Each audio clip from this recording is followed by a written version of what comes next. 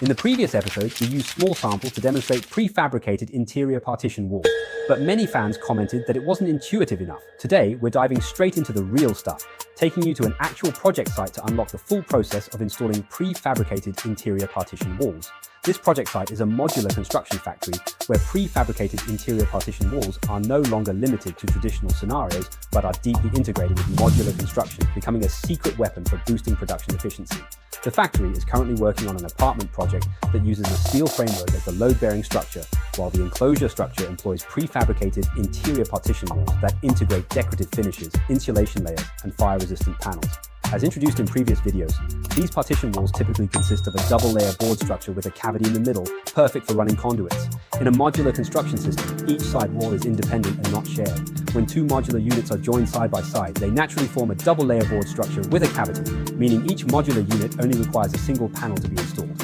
Now let's focus on the installation process for these interior partition walls. The first step is to mark the layout lines and install guide channels on the floor, ceiling, and sides. For ease of construction, the floor channel uses a U-shaped design, while the ceiling and side channels are L-shaped. The first wall panel is inserted into the U-shaped floor channel and aligned with the ceiling and side channels, completing the initial positioning.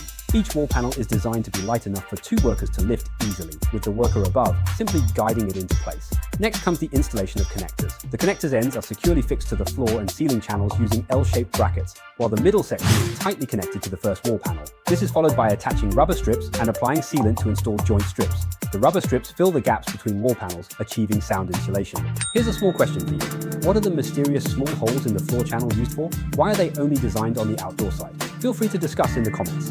The installation of subsequent wall panels is like a copy and paste process, smooth and seamless with no hammering or need for highly skilled workers, fully embodying the core advantage of cost reduction and efficiency improvement. Only by developing and improving from the worker's perspective, ensuring they can install each panel effortlessly, can labor costs be effectively controlled. Once the wall panels are installed, the interior decorative finish is completed simultaneously. The pre-reserved holes for electrical boxes are clearly visible, and the next steps involve running wires and installing electrical boxes. Later, I checked out their finished products. As I mentioned before, the core of modular construction is integration, but the method of integration matters.